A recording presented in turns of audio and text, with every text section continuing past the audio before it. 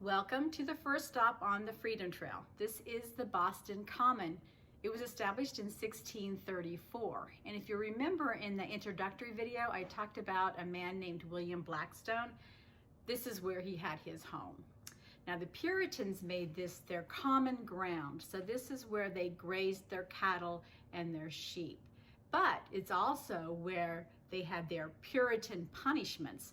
So they had their stocks here, they had their whipping post and the hanging tree. Now the hanging tree was called the Great Elm, and it was actually had stood on the Boston Common until it fell over in 1876. But this would be where they would hang the heretics, the pirates, the murderers, and even the witches. Now, during the Revolutionary time, this is where the British soldiers had their training and their encampment. In fact, when they marched off to Lexington and Concord, this is where they had been encamped at. In World War II, during that time, we planted Victory Gardens were planted all across the Common. In the 1960s, there were a lot of anti-Vietnam protests and civil rights protests. Even Martin Luther King Jr. led a protest here. MLK had gone to college at Boston College, and it's also where he met his wife, Coretta Scott. In 1979, Pope John Paul II gave a mass here. Now, it's also been used for other things like Boston baked bean suppers and concerts. It's still used for protesting.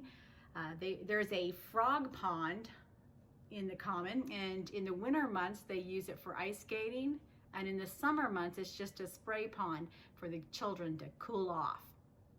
There is also a burial ground in the Common. We ran out of room.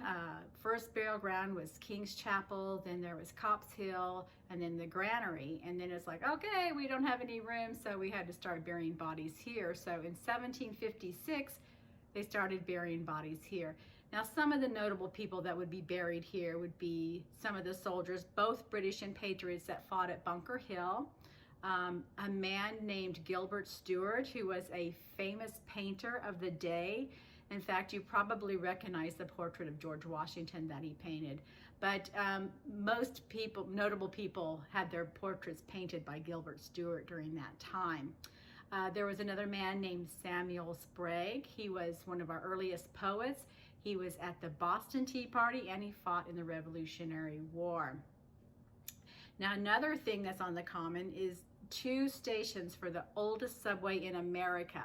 Yes, Boston has the first subway, and it was opened up in 1897.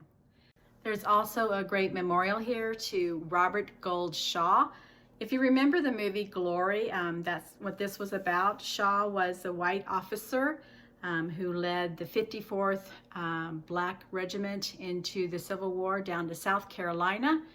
They departed on the Boston Common May of 1863, and by July of 1863, Shaw had lost his life along with many of his men. But he fought right along with them. He was on the front lines, and he was buried in a mass pit with the rest of his soldiers. Out of that fight, there was one of his men became the first black man to receive the Congressional Medal of Honor, and his name was William Carney.